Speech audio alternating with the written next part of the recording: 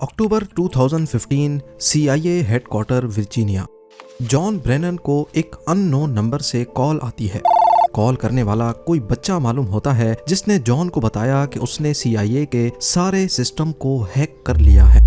इस कॉल को prank call समझा जाता अगर ये किसी आम इंसान को की जाती, लेकिन जॉन ब्रेनन उस वक्त दुनिया की सबसे पावरफुल इंटेलिजेंस एजेंसी CIA के डायरेक्टर थे, जिनको फोन करना तो दूर की बात, उनका पर्सनल मोबाइल नंबर जानना भी एक बहुत बड़ी बात है। ये कहानी है उन दो बच्चों की जिन्होंने CIA के सारे सिस्टम को हैक करके अमेरिका जैसी सुपर पावर को तिगनी का नाच नचा दिया था। वो बच्चे कौन थे और उन्होंने क्यों और कैसे ये कारनामा अंजाम दिया था। ज़ेम टीवी की वीडियोस में एक बार फिर से खुशामदीद। नाजरीन, जब कॉलर से उसकी डिमांड पूछी जाती है तो वो कहता है कि अमेरिका मिडिल ईस्ट खसूसन फ़लस्तीन में हमले बंद करे और दुनिया को पुरअमन रहने दे। उसकी फ़ोन कॉल से पहले ही CIA को मालूम पड़ चुका था कि उनका सिस्टम हैक हो चुका है। ये हैकिंग CIA समेत अमेरिका को क्या नुकसान पहुंचा रही थी, इसका आइडिया आपको वीडियो में आगे चल के हो जाएगा। कॉल बंद होते ही पूरी अमेरिकन गवर्नमेंट और CIA हरकत में आ गई, और क्योंकि एक बच्चे ने इतनी बड़ी इंटेलिजेंस एजेंसी को हैक किया था तो ये CIA के लिए काफ़ी शर्म का मकाम था। आपको यहाँ बताते चलें कि CIA के एजेंट्स सिर्फ इसी में अपनी हार मानते हैं अगर उनकी सिर्फ आइडेंटिटी डिस्क्लोज हो जाए। यहाँ तक कि लैंगली वर्जीनिया में CIA हेडक्वार्टर्स के अंदर स्टारबक्स की एक ब्रांच है जो ऑफिसर्स को जिन कप्स में कॉफ़ी देते हैं उन पर कोई लोगो नहीं होता और ना ही किसी एजेंट का नाम लिखा होता है। उसकी वजह यह है कि उन कप्स को ट्रेस करके एजेंट्स तक ना पहुंचा जा सके। अब आप आइडिया लगा लें कि जो CIA छोटी छोटी चीज़ों में इतनी एहतियात करती है, उसके लिए उनका सिस्टम हैक हो जाना कितनी बड़ी बात होगी। इन्वेस्टिगेशन स्टार्ट हुई तो मालूम पड़ा कि ये कॉल अमेरिका से मीलों दूर इंग्लैंड के शहर लेस्टरशायर से एक 15 साल के बच्चे ने की थी। ये बच्चा खुद को क्रैका कहता था और उसने एक हैकिंग कम्युनिटी बना रखी थी जिसका नाम क्रैकास विद एटीट्यूड था। पर इसने CIA को हैक कैसे और क्यों किया था, इसके बारे में जानने के लिए हमें थोड़ा और पीछे 2008 में जाना पड़ेगा, जहां से कहानी की शुरुआत होती है। 2008 में अमेरिका की स्टेट वर्जीनिया में एक दूसरा लड़का था जिसकी पहचान डिफॉल्ट के नाम से होती है, और ये वीडियो गेम्स का बहुत शौकीन था। उसने वीडियो गेम्स में जीतने के लिए गेम्स की प्रोग्रामिंग में घुसकर कुछ चेंजेस करना शुरू कर दी। वो ऑनलाइन गेम्स जैसा कि काउंटर स्ट्राइक को अपने हिसाब से तब्दील करता और उसके रूल्स को चेंज करके बड़ी आसानी से गेम जीत जाता था, यानी कि वो चीट्स बनाता था। वो चीज़ों को अपने हिसाब से चलाने लगा और ये सब कुछ उसने इंटरनेट से ही सीखा था। डिफ़ॉल्ट नामी लड़के को इस सब की इंस्पिरेशन अनोनिमस नामी हैकिंग ग्रुप से मिली थी, जो कि 2008 में काफ़ी फेमस हो चुका था। अनोनिमस ग्रुप उस वक्त अक्सर न्यूज़ की हेडलाइंस बना देता था। ये ग्रुप अपनी आवाज़ उठाने के लिए बड़ी बड़ी वेबसाइट्स हैक करता और उन पर अपनी मर्जी का मैसेज लिख देता था। ये सब कुछ देखकर डिफ़ॉल्ट अनोनिमस से काफ़ी इम्प्रेस हुआ और फिर उसने भी हैकिंग की दुनिया में कदम बढ़ाना शुरू कर दिए। डिफ़ॉल्ट ने आहिस्ता आहिस्ता छोटी मोटी वेबसाइट्स हैक करना शुरू कर दी, लेकिन वो कुछ बड़ा करना चाहता था जिसके लिए उसको भी किसी हैकिंग ग्रुप की ज़रूरत थी। लिहाजा डिफ़ॉल्ट एनॉनसेक नाम के एक हैकिंग ग्रुप में शामिल हो गया। ये ग्रुप पहले भी कई वेबसाइट्स हैक कर चुका था, लेकिन ये हैकिंग ज़्यादातर पॉलिटिकल पर्पस के लिए की जाती थी। एनॉनसेक ग्रुप बॉटनेट का इस्तेमाल करता था, यानी वो इंटरनेट पर वायरस बनाकर फैलाते थे और जिस भी कंप्यूटर में वो वायरस जाता वो एनॉनसेक के कंट्रोल में आ जाता था। वो तमाम कंप्यूटर्स जिनमें वायरस होता है उसको बॉट, जबकि कंप्यूटर्स के इस पूरे नेटवर्क को बॉटनेट कहते हैं। क्योंकि एनॉनसेक का मेंबर होने की वजह से डिफ़ॉल्ट के पास भी इस बॉटनेट का एक्सेस था, और उसने देखा कि इस बॉटनेट में एक कंप्यूटर ऐसा है जो कनाडा के एक मेडिकल कॉलेज का था। डिफ़ॉल्ट ने उस कंप्यूटर पर थोड़ी सी मेहनत की और उस मेडिकल कॉलेज के फाइनेंशियल रिकॉर्ड्स तक रसाई हासिल कर ली। उसने देखा कि स्कूल ने $9 मिलियन से ज़्यादा की रकम स्टूडेंट से अभी वसूल करनी थी, और ये सारे रिकॉर्ड्स अब डिफ़ॉल्ट के पास आ चुके थे, जो कि उसने कॉलेज के कंप्यूटर से डिलीट कर दिए। डिफ़ॉल्ट की पहली हैकिंग कामयाब हो चुकी थी। इसकी वजह से मेडिकल कॉलेज का सारा निज़ाम धर्म भरम हो गया। ये पहली हैकिंग तो इसने शरारत में की थी, लेकिन अगली हैकिंग गुस्से में की गई। 2014 में डेनमार्क की गवर्नमेंट ने एक शर्मनाक लॉ पास किया जिसके मुताबिक जानवरों के साथ जिनसी ज्यादती की जा सकती है। ये खबर पूरी दुनिया में एनिमल राइट एक्टिविस्ट को बहुत बुरी लगी। डिफॉल्ट के पास खुद भी एक कुत्ता था जिसको वो बहुत प्यार करता था। लिहाजा डिफॉल्ट ने गुस्से में आकर अपने ग्रुप के साथ मिलकर डेनमार्क की ऑफिशियल वेबसाइट को हैक किया और उस पर बड़ा बड़ा लिख दिया कि क्या आप जानते हैं कि आपकी सरकार जानवरों से ज्यादती की इजाज़त देती है। ना सिर्फ इतना बल्कि डिफॉल्ट ने बॉटनेट का इस्तेमाल करके इस लॉ के फेवर में जितनी भी वेबसाइट्स बनाई गई थीं उन पर अटैक करके उनको भी बंद कर दिया।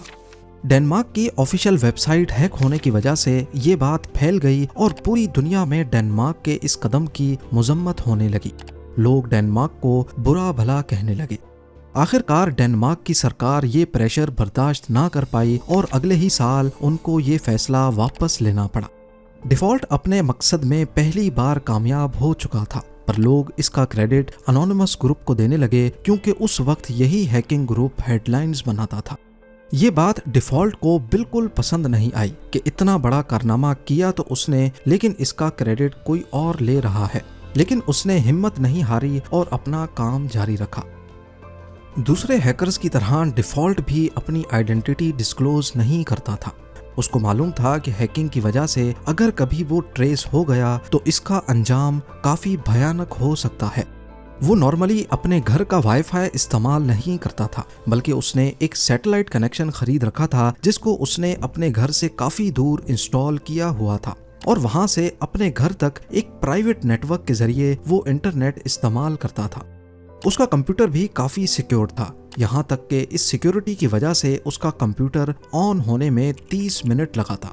मगर अपनी प्राइवेसी की खातिर उसको इतना इंतजार करने में कोई मसला नहीं था। खैर, अभी तक आपने इस कहानी के सिर्फ 2 कैरेक्टर्स के बारे में जाना है। एक है क्रैका जो कि इंग्लैंड और दूसरा डिफॉल्ट जो यूएसए में रहता था। 2013 से पहले ये एक दूसरे को नहीं जानते थे, पर एक वाकया हुआ जिसकी वजह से ये दोनों एक हो गए। Edward Joseph Snowden national security agency में as a computer intelligence consultant थे।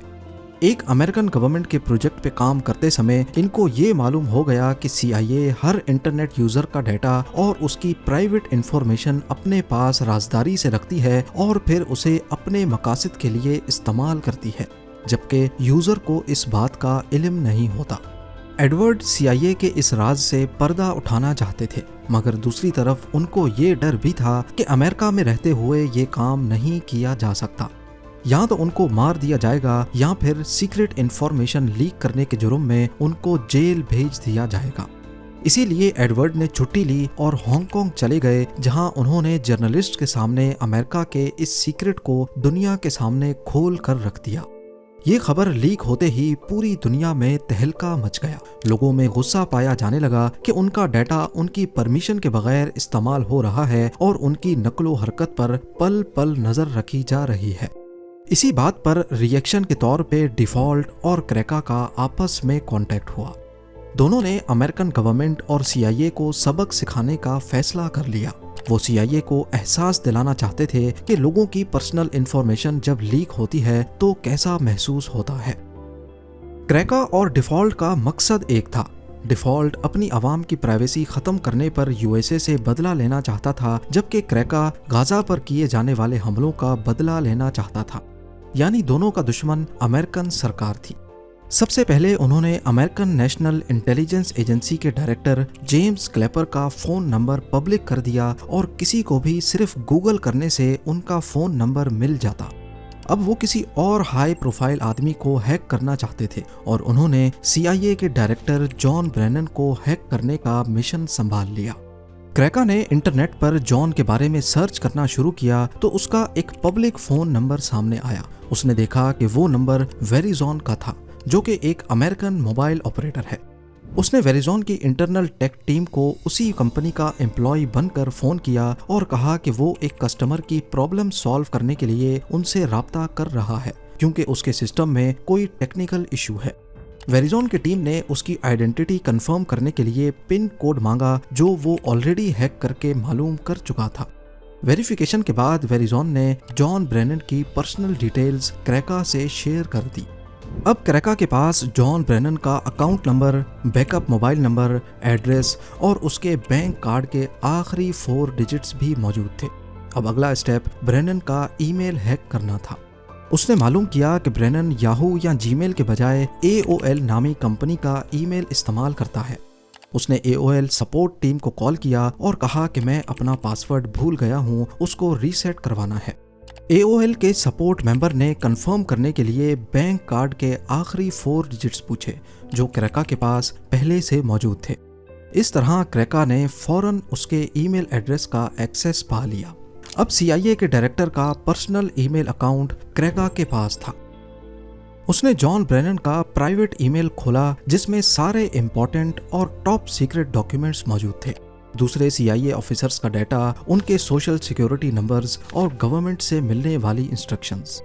तब तक ब्रेनन को भी खबर हो चुकी थी कि उसका ईमेल अकाउंट हैक हो चुका है और उसने फौरन अपना अकाउंट बंद करवा दिया।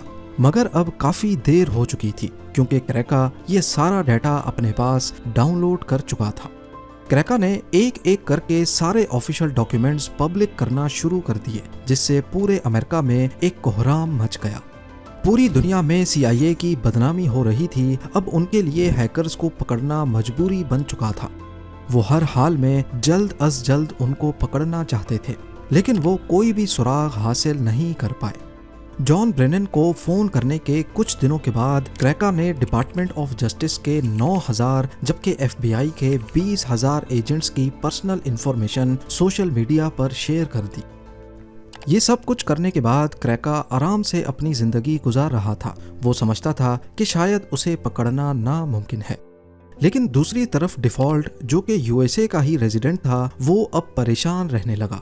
उसे डर था कि अगर वो पकड़ा गया तो उसकी शामत आने वाली है। शायद वो कभी पकड़े ना जाते अगर डिफॉल्ट से ये गलती ना होती। उसने नशे में अपने दोस्त को बता दिया कि CIA को हैक करने के पीछे उसी का हाथ है। बस ये गलती डिफॉल्ट और क्रेका दोनों को ले डूबी।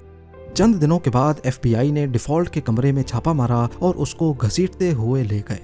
इंटेरोगेशन के दौरान क्रेका का नाम भी सामने आया, जिसको ब्रिटिश पुलिस की मदद से अरेस्ट करवा लिया गया। क्रेका का असल नाम केन गैम्ब्रिल, जबकि डिफॉल्ट का नाम जस्टिन ग्रे लिवरमैन है। कम उम्र होने की वजह से क्रेका को 2 साल की कैद सुनाई गई, जबकि डिफॉल्ट, जो कि डायरेक्टली CIA की हैकिंग में इन्वॉल्व नहीं था, उसको 5 साल की सजा सुनाई जाती है। दोनों आज जेल से आज़ाद हैं और साइबर सिक्योरिटी में अपना कैरियर आगे बढ़ा रहे हैं। आप क्या समझते हैं कि दोनों ने ठीक किया या गलत? मुझे कमेंट्स में ज़रूर बताइएगा। उम्मीद है जेम टीवी की ये वीडियो भी आप लोग भरपूर लाइक और शेयर करेंगे। आप लोगों के प्यार भरे कमेंट्स का बेहद शुक्रिया। मिलते हैं अगली शानदार वीडियो में।